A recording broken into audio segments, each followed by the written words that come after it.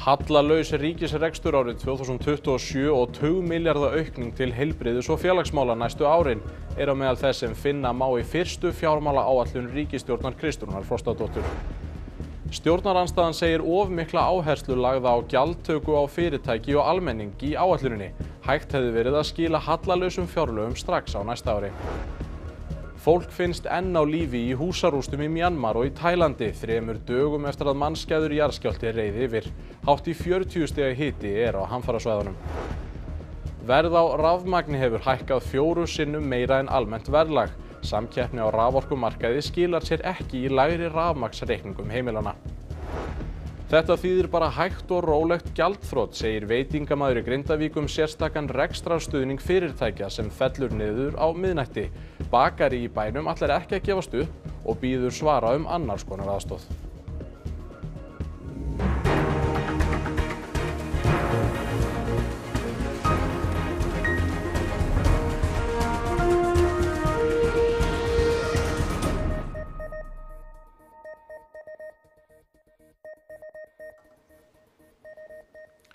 Gott kvöld. Banaslys varð á Suðurlandsvegi í dag þegar grjóthnullungur hrundi úr Steinafjalli rétt vestan við Holtsós og á bifreið sem ekið var í austurátt. Kona sem ók í bílnum klemmdist inn í bifreiðinni og var úrskurðuð látin á vettvangi. Hún var erlendur ferðamaður. 2 aðrar konur voru í bílnum en þær sluppu með minniháttar áverka. Ekki vitað af hverju grjótið losnaði úr fjallinu, en fínt ferðaveður var á þessum slóðum í dag, skýjað og úrkomulaust að sögn lögreglunnar á Suðurlandi. 5 hafa látist í umferðinni í ár.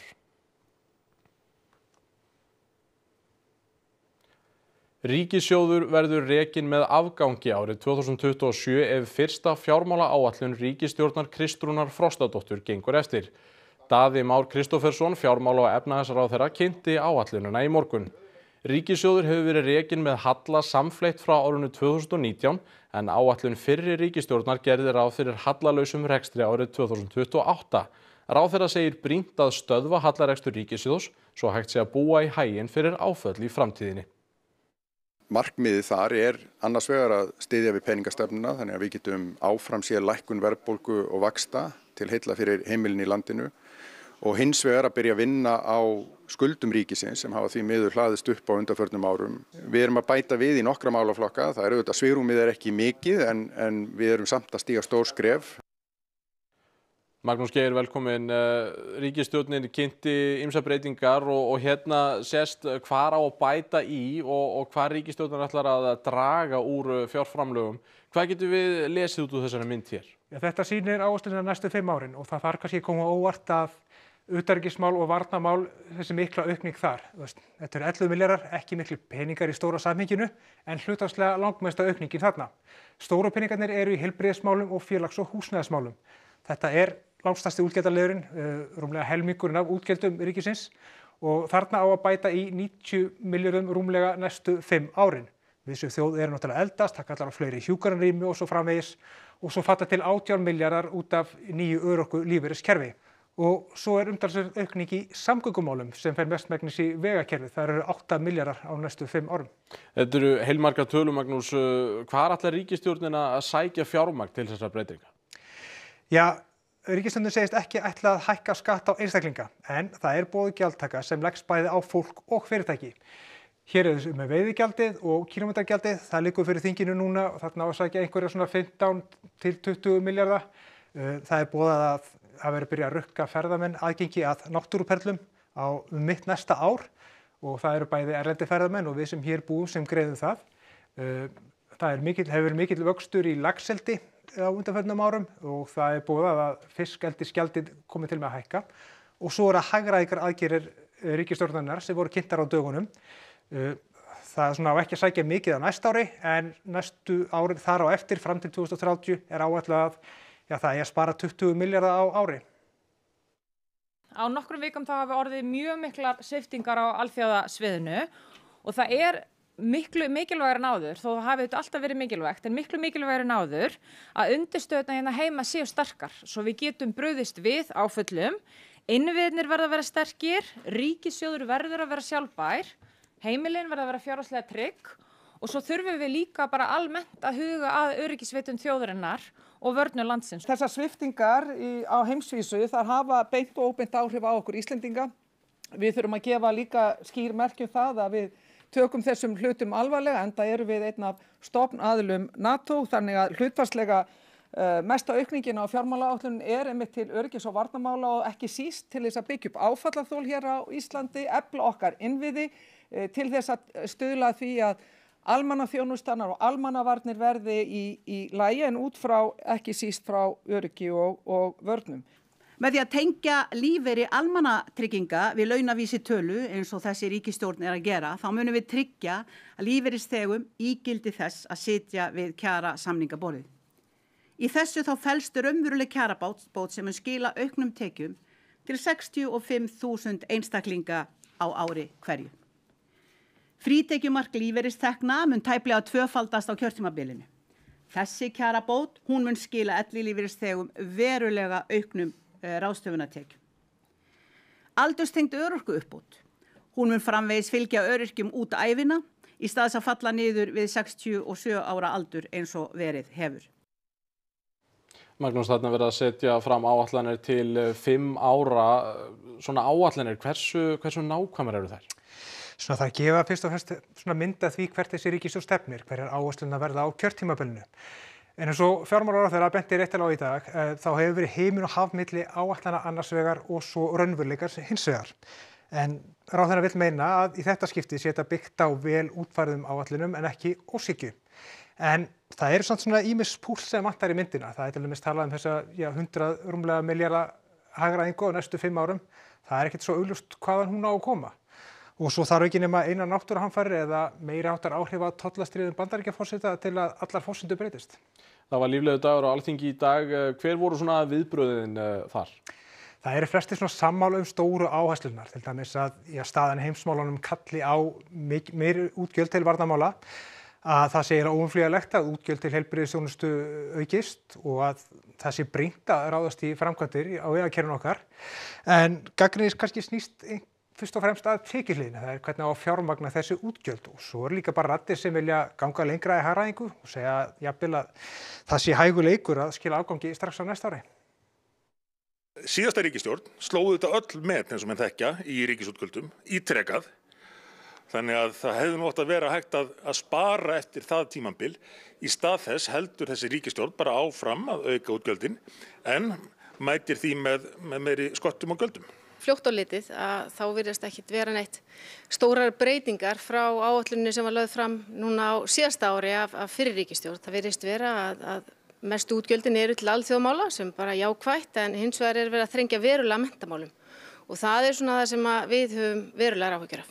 Ég vil auðvitað bara vara við því að þarna er ríkisstjórnin að boða stórauknar álögur á atvinnulífið í landinu í heild sinni, ekki bara eina atvinnugrein, heldur má segja að það er allar. Það er ráðist að sjávarútvegi, það er ráðist að ferðaþjónustu, það er ráðist að landbúnaði. Nú fjármálaáætlunin verður einnig til umræðu í Kastljósi núna loknum fréttum og þar munu þeir Ólafur Stephensen, framkvæmdastjóri félags atvinnurekenda og Ásgeir Brynjar Torfason, ritstjóri Vísbendingar, ræða helstu álitamál hennar. En snúum okkur þá að öðru og förum út í heim. Vonin veikist hratt að fleiri finnist á lífi í rústum eftir mannskæða skjálfta í Mjanmar og Tælandi. Björgunarsveitir leita í kappi við tímann við erfiðar aðstæður.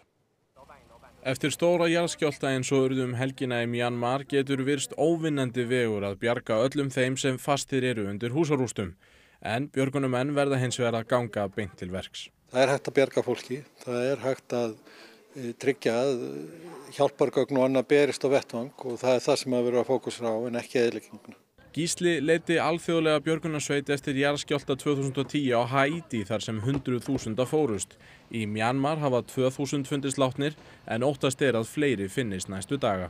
Það er 40 stiga hiti þarna á vettvangi og eitt af því fyrsta sem að er alltaf að tala að þú getur lifa lengur í rústunum ef þú hefur aðgang að vatni og ef það er ekki of mikill hiti.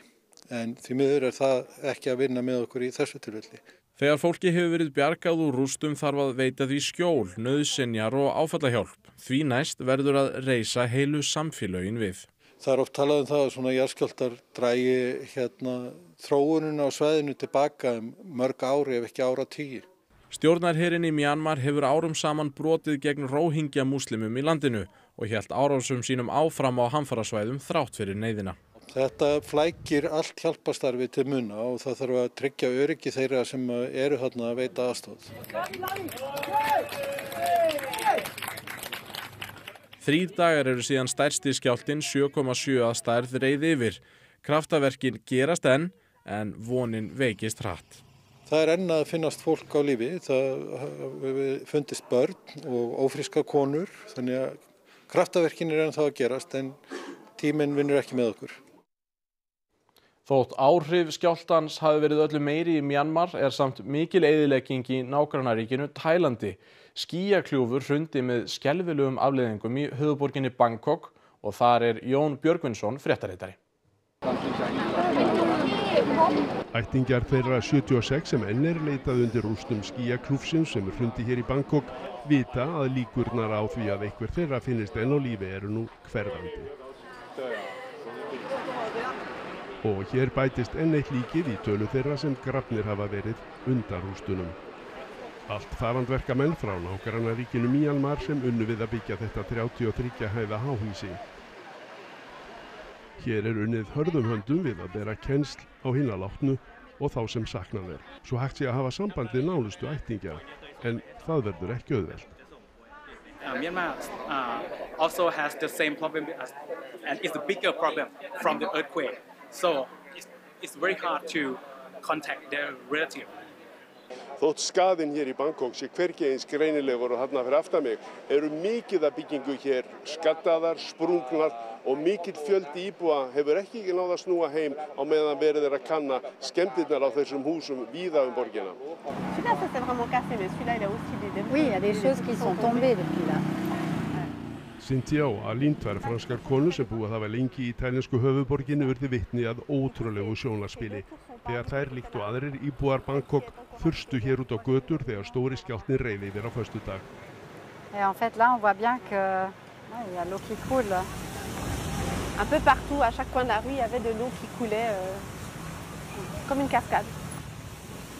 Skýjakljúfarnir sveifluðust það mikið af vatn í sundlaugum sem víða á þaki þeirra varð að fossum. Og víða mátti heldur ekki miklu muna að sundlaugagestirnir sjálfir færi ekki líka niður 30 hæðir með þessu óvænta stórbrimi í háloftunum.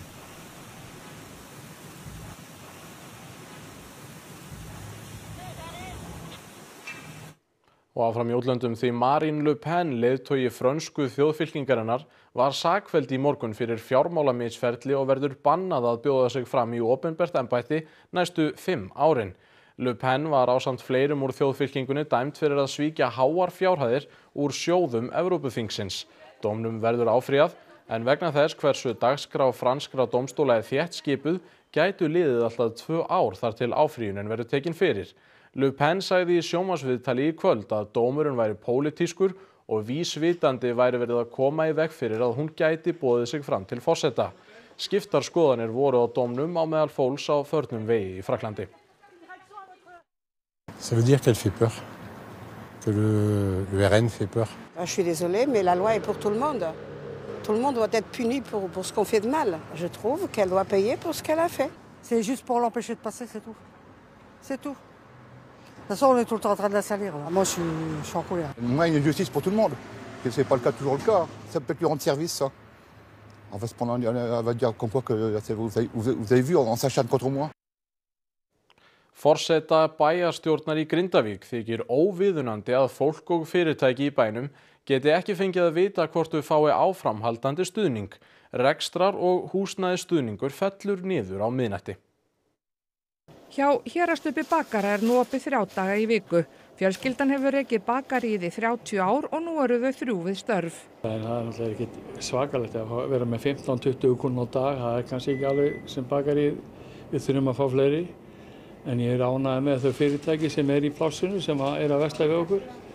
Það alveg rosalega, það ómetanlegt. Við ætlum allavega ekki að gefast upp, ekki alveg strax, en okkur vantar bara viðskiptavinni í Grindavík. Nú það síðustu dagurinn þar sem rekstrarstuðningur fyrirtækja. Hvað tekur svo við? Ég allavega að bíða til svörum frá sóknaráætlun Suðurnesjabyggðar. Það er því ég lofað að koma ykkur svör frá því næstu daga. Veitingahúsið Brúin við Hafnarbraut og Hótel Grindavík á neðri hæðinni hafa ekki verið opnað á ný eftir að hópur 30 hressra kvenna frá Singapúr snæddi þar 3 rétta máltíð undir hristingi af völdum jarðskjálfta að kveldi 10. nóvember 2023 þegar stóri kvikugangurinn myndaðist undir bænum. Engar tekjur frá gestum hafa komið í kassan síðan þá.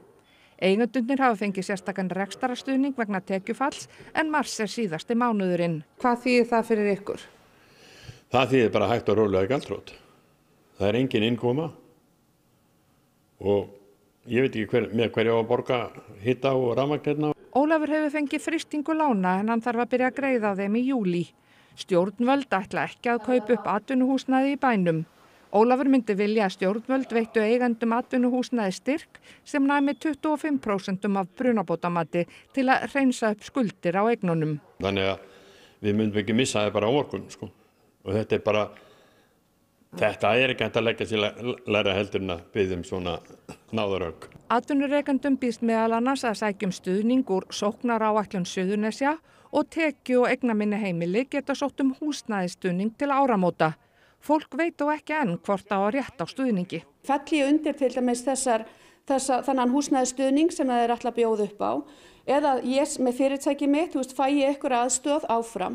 Þannig að mér finnst þetta erfitt að horfa upp á fólki sem er bara í angist sinni margir að vita í raunin ekki hvers kyns eða hversu mikill stuðningurinn verður. Þetta er í rauninni, finnst mér bara óásættanlegt að halda fólki í þessari óvissu.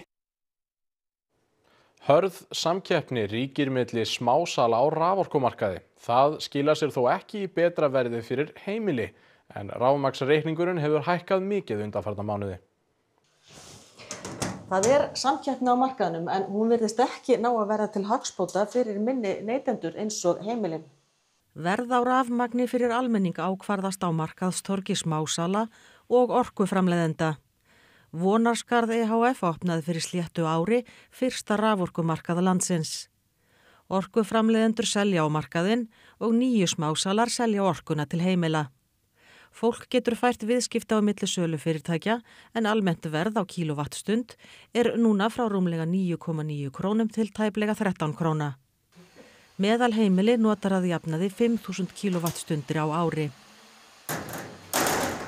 Smásalarnir greiða samtals 3 milljónir króna á mánuði fyrir þáttökuna á markaðnum í hlutfalli við veltu. Velta Vonarskarðs er rúmlega 1 milljarður króna á mánuði. Verð núna undanfarið árið hefur hækkað 16%, meir en 4 sinnum meira heldur en almennt verðlag. Í frumvarpi til nýrra laga á að tryggja raforkuöryggi til heimila. Það er ekki nóg, segir formaður Neytendasamtakanna. Sumir stórnotendur kaupi af sama markaði og heimilin. Það snýr ekki bara því að tryggja það að raforkan komist á sinn stað inn til heimilana, heldur verður líka að tryggja það að heimilin hafi efni á að kaupa þessa raforku. Og við höfum sett fram þessa tillögu að setja arðsemis þak á raforkusölu, líkt og er á heitu vatni, líkt og er á köldu vatni og meira þess að á flutningi rafmagns. Breki bendir á að í Noregi sé lofað nýjum lögum þak á raforkuverði til heimilisnota. Það yrði þá lægra en hér og fast verð 8 krónur á kílóvattstund. Einhverjir hafa sagt að þetta sé nú ekki leyfilegt samkvæmt lögum, en í 3. orkupakkanum er sérstaklega tekið á því að stjórnvöld eigi að tryggja heimilum og litlum fyrirtækjum raforku á sanngjörnu og gegnsæju verði. Og yfir í allt annað því grímuklæddur maður gengur Parísarborg og semur við verslunar- og veitingahúsaeigendur fríar vörur. Hann gengur undir nafninu Samningamadurinn og vörurnar gefur hann heimilislausu fólki. El Negociateur vill ekki láta nafn síns getið. Hann sýnir aldrei andlit sitt, heldur ber alltaf grímu fyrir vitum. Bonjour. Je suis El Negociateur et je négocie des produits que je vais aller redistribuer à des sans-abri. Pour les repas, juste 1 ou 2 serait top. Qu'est-ce qu'il va te donner? Je sais pas. 9 skammtar af lasagna, súpa og eftirréttir eru afrakstur þessarar heimsóknar. Samningamaðurinn hóf störf fyrir mánuði síðan og með 600.000 fylgjendur á samfélagsmiðlum. Pourquoi te tient à cœur cette cause? Parce que ça me fend le cœur de savoir qu'on est dans une société où c'est vrai que le capitalisme nous pousse à être de plus en plus individuels et qu'il y a des personnes qui ne s'y feront jamais. Flest takonum vel, fleira en matur rattar í pokan í dag, meðal annars ylvötn og föt. Tu me la mets direct dedans. Déjà, on va mettre 5 étoiles déjà pour commencer. C'est parfait. Un petit cœur pour le tout. Je recommande. Og ekki skemmir fyrir að hann fær líka heilmikla hreyfingu út úr góðverkinu. Mehdi, tu fais combien de pas par jour? Entre 20 000 30 000. C'est beaucoup, hein. Mais j'aime bien marcher. Þá skulum við gá til veðurs. Lægðabrautin liggur nærri landinu þessa dagana og á morgun verður því nokkuð þungbúið með úrkomu öðru hverju í flestum landslutum. Spákortin eru svo nokkuð svipuð fyrir miðvikudaginn en á fimmtudag mun loftþrýstingur fara ört hækkandi sem boðar rólegri tíð með þurru og björtu veðri víðast hvar á landinu. Nei sko. Nánar veðrið hérna loknum íþróttafréttum. Nýr landsliðsþjálfari íslenska kvennalandsliðsins í körfubolta var kynntur í dag. Pekka Salminen reynslumikill Finni sem stefnir að því að koma liðinu á Evrópumót.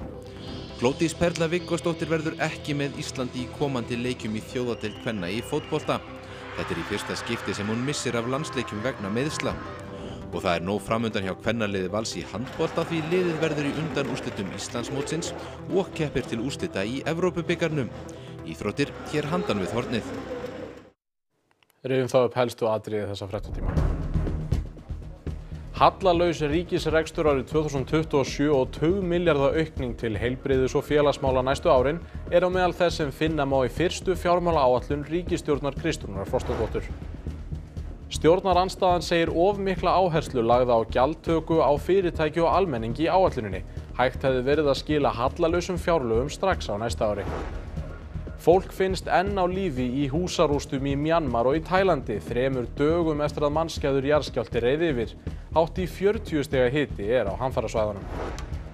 Verð á rafmagni hefur hækkað 4 sinnum meira en almennt verðlag. Samkeppni á raforkumarkaði skilar sér ekki í lægri rafmagnsreikningum heimilanna. Þetta þýðir bara hægt og rólegt gjaldþrot, segir veitingamaður í Grindavík sérstakan rekstrarstuðning fyrirtækja sem fellur niður á miðnætti. Bakari í bænum ætlar ekki að gefast upp og býður svara annars konar aðstoð. Það var þessi fréttatíma á enda. Næstu fréttir verða í sjónvarpi og útvarpi klukkan 10 í kvöld. Þangað til, verið þið sæl.